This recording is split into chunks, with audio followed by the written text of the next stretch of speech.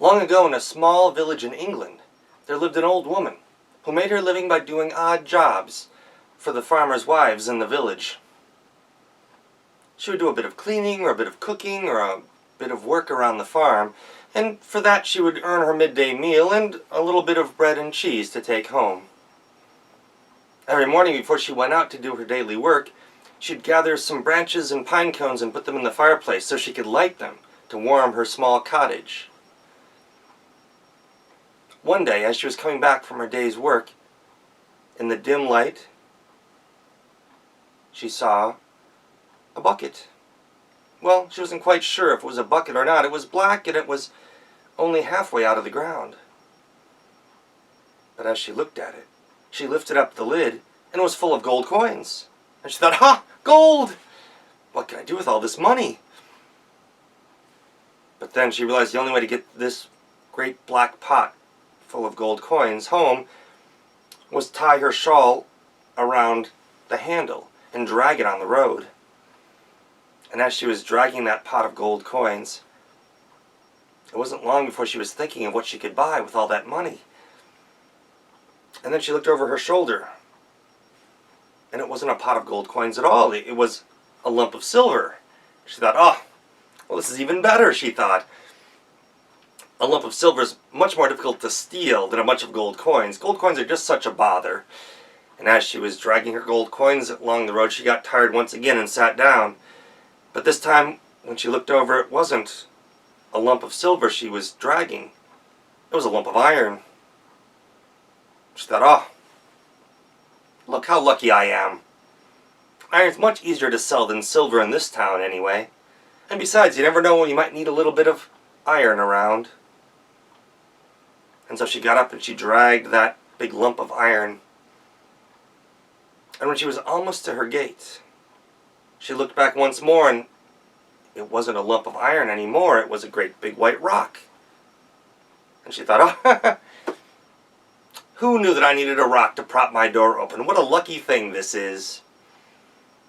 And as she turned to pick up the rock to carry it inside her house, the rock rose up off the ground.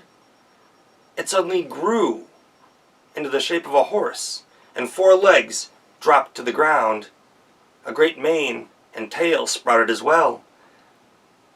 And the nostrils of that horse, well, they spit flame. She knew right away what it was. It was the Hedley Goblin.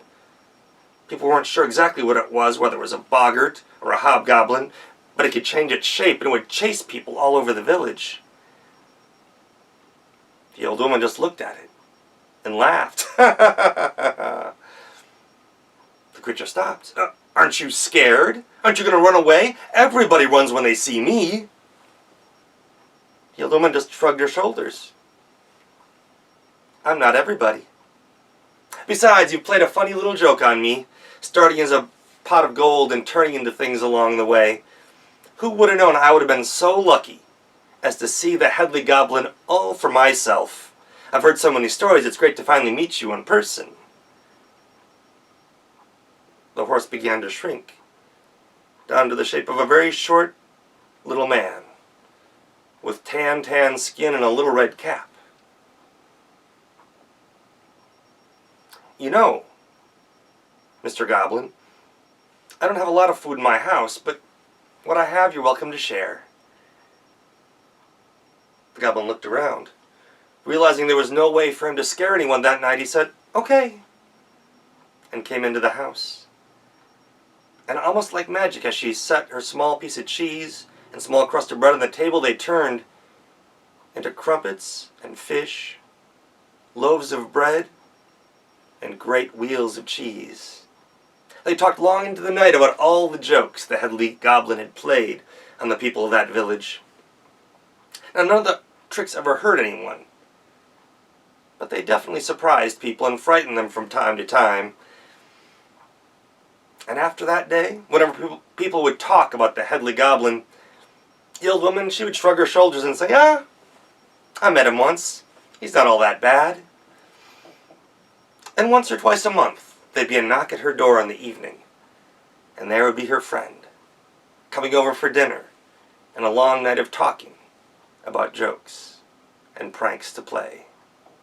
And that's the end of the story.